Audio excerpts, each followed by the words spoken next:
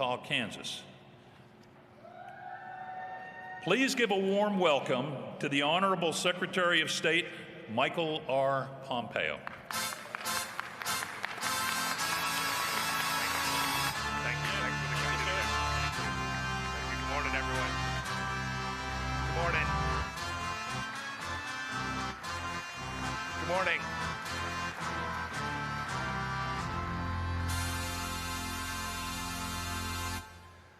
Good morning. Thank you for that warm welcome. Thank you, Commander Rystad, for that kind introduction. I also want to recognize Adjutant Dan Wheeler as well. Thank you all very much for having me here today. This is pretty special for me. As a former soldier myself, it's great to be meeting with you all here in the heartland, in this very special place at your national convention. And as a Kansan, I'd be remiss if I didn't acknowledge my state's rich history contributing to the Legion. No less than 15 Kansas troops attended the founding Legion event in France. The American Legion Department of Kansas can claim a president, Dwight Eisenhower, 3 national commanders, and a singular American hero, Senator Bob Dole.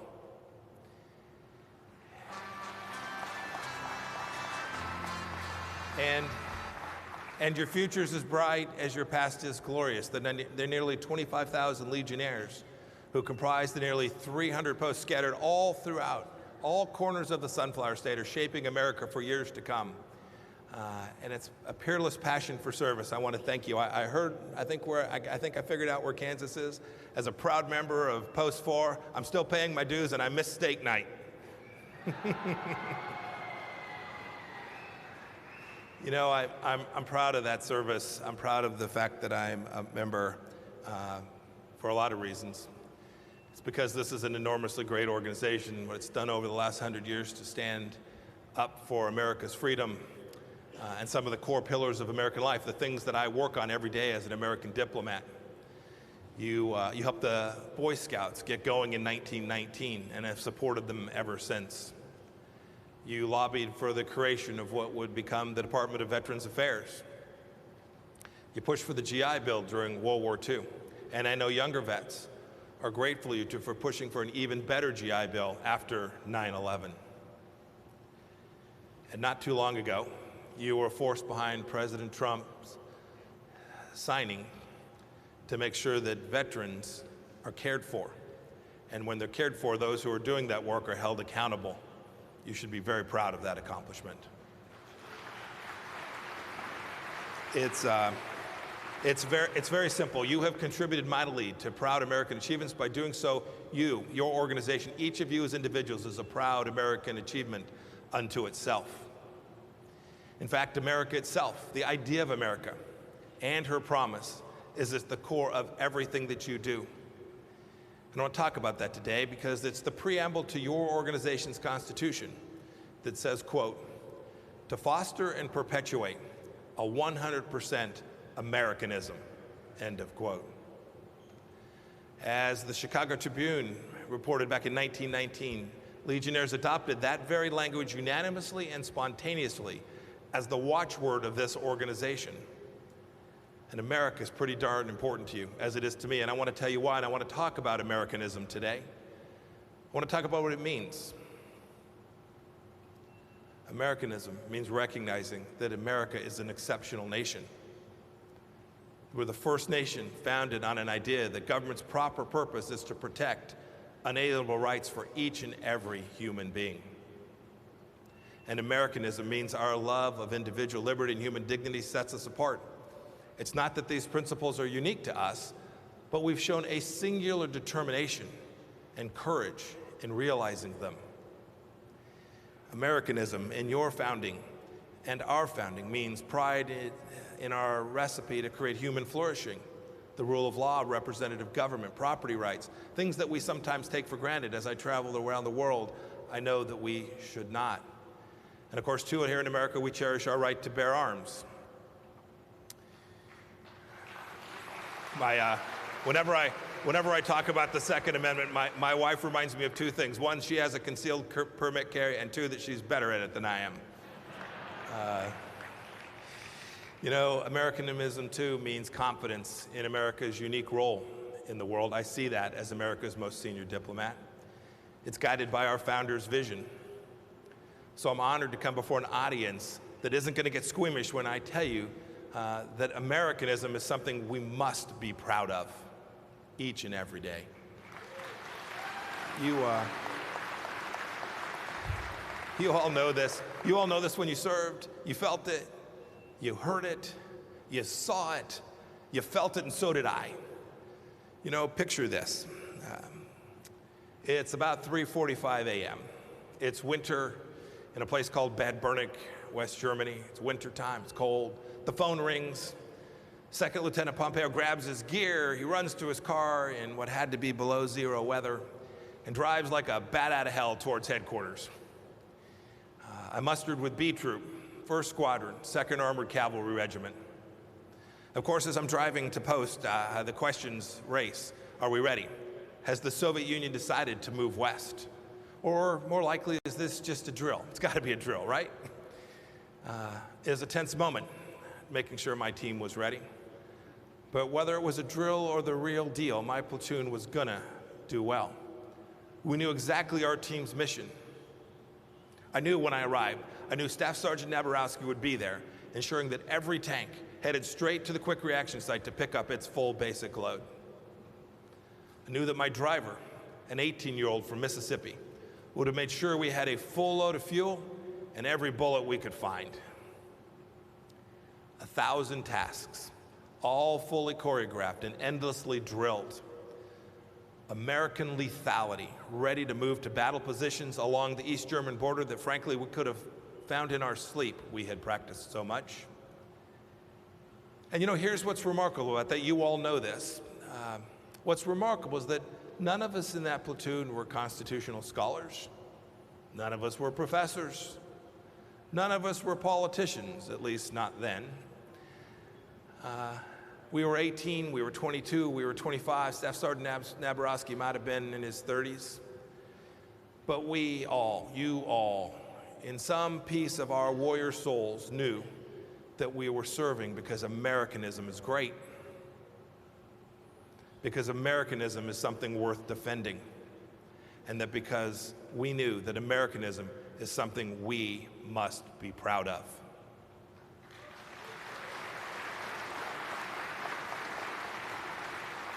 To some of you, you may ask, why are we talking so much about this? But sadly, this assertion, once common at every levels of American society, has become too rare. Some of our leaders would say that the idea of America or of Americanism means inherent racism or sexism. Others say that America is a code word. Americanism is a code word for a narrow-minded nationalism.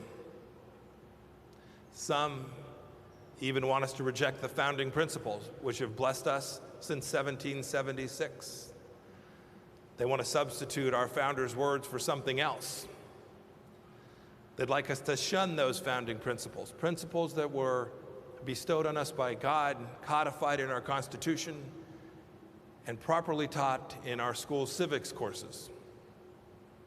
They want us to reject the very ideas that are central to understanding our nation's exceptionalism and indeed its greatness.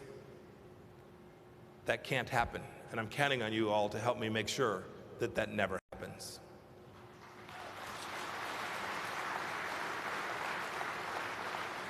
And when it comes to Americanism in our foreign policy for decades, frankly, we just plain ignored it.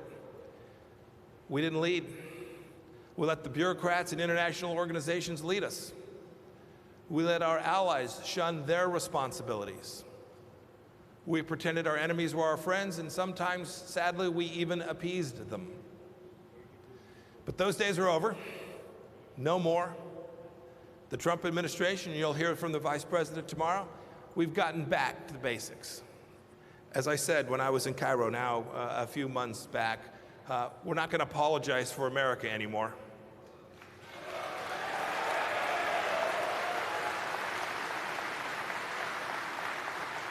No, Americanism is something that we must be proud of. We're putting it at the center of our foreign policy. Every one of my diplomats all across the world knows it and is delivering it. It's simple. Look, at its core, it means honoring principles and returning to a foreign policy that had the vision of our founders at its very center. I talked about this idea in a speech I gave out in California. Yeah, that's George Washington had it right. He counseled us against inveterate antipathies, against particular nations and passionate attachments to others. He wanted us to look at the world dispassionately, for us to see it as it is, for what it really is. Americanism. It means telling the truth about the challenges we face. Look, this administration didn't pretend that the Islamic Republic of Iran was a responsible actor in the Middle East. We called out China's bad behavior on trade and on national security. We recognized that North Korea's rogue behavior could not be ignored. Those are at the center. These are at the core of America's founding principles, because Americanism means standing up for our principles, for the American people, and supporting our unalienable rights wherever we go. It's the same principles that we found, too, in our Declaration of Independence. I've watched us wander from these principles, and so I've taken a number of actions with President Trump's support. I've launched a commission on unalienable rights to ensure that human rights policy around the world is grounding in basic American founding principles.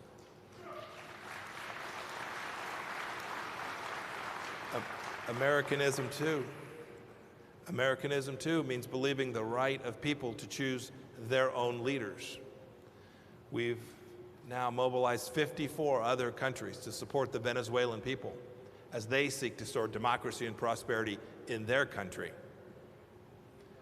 We, too, support the aspirations of the people of Iran as they struggle under their brutal revolutionary regime. And Americanism means getting leadership right around the world. We work with 79 partners to defeat the caliphate of ISIS in Syria. We've convened more than 60 countries in Warsaw earlier this year to brainstorm to try and reduce risk to America that emanates from the Middle East. We galvanized global support to denuclearize North Korea. Just last week, Australia, Bahrain, and there will be many more to follow, have joined us in ensuring that the waterways, which carry transit commercial products all across the world, are free from Iranian aggression.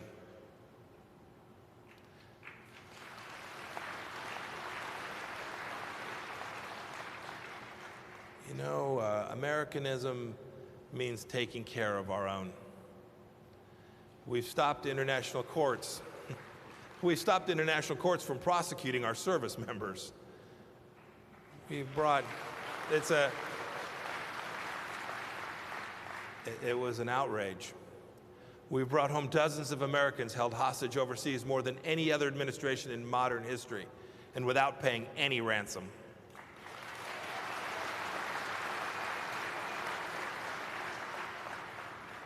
We've used diplomacy to guard our borders from illegal immigration.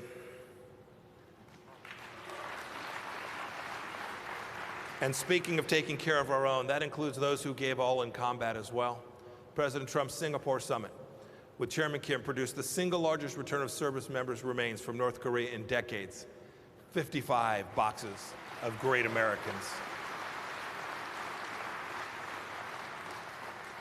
Their families and their souls are now home together.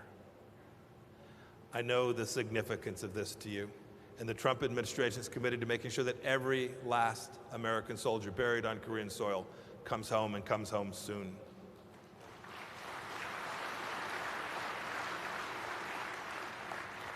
You know, Americanism in foreign policy means more than that, too. It means actions are shaped by pride in our civilization.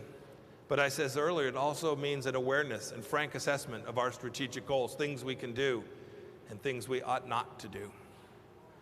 I want to talk about Afghanistan today for just a moment. The truth is, there are young adults entering college this week who weren't even born when the United States started fighting in Afghanistan. It's our longest war now, 18 years plus. Our 18 years of military, diplomatic, and economic engagement there helped transform Afghan society and we crushed al-Qaeda. And that was our mission. Our mission there was to defeat al-Qaeda, and that we shall do, and that we shall continue to do. We're proud of that record. But the truth is, America has never sought permanent military presence in Afghanistan, and all sides recognize that times move on. So for a year, and continuing today, we continue to work to get clear-eyed engagement with all Afghans. We don't know how these efforts towards peace and reconciliation will end, but President Trump is committed to make sure that we get it right.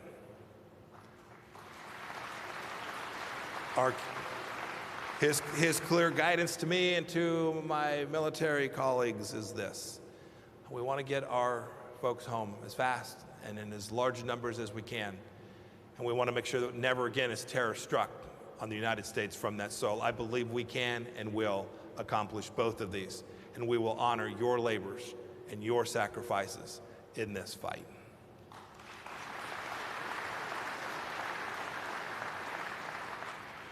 My wife Susan and I live not too far from Arlington Cemetery. We will, from time to time, just kind of drop everything and we'll walk over there. We find ourselves drawn to Section 60, where our heroes from Iraq and Afghanistan are laid to rest.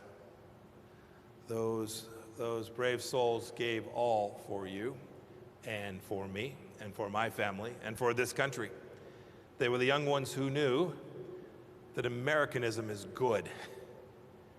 So as I walk amongst those white rows at Arlington, it's always a reminder to me to put Americanism at the center of my mission at the United States Department of State. If I can do that, I will honor their service in the same way that you all honor their service by being here today. As I wrap up, I want to emphasize one more thing. We need to keep telling people this story, this great story about Americanism. It's something the whole world and every American must be proud of. It's special for so many reasons. One of them is the civic associations we form. One of them is the organization I'm here today with. They're vital organs of our institutional body politic. And as I said at the beginning of my speech, you all have spent a century volunteering your time, your effort, your money for people all across this great country. That things like that don't happen on a wide scale in all of the countries that I visit. But you know too, as you see it, as you're out riding as members of the American Legion Riders or working at a charity event, there's still a lot left to do. There are too many households out there who have no veterans in their family. They need to hear about this story too. Tell it. Keep doing this. Keep doing what you're doing. Keep helping each other through hard times. Keep supporting our veterans who come home, helping them with their career, their family, their education, their health needs, and so much more in the ways that you always have, and I know you will. There is, as we say in Kansas, no place like home. Help them make sure they return properly.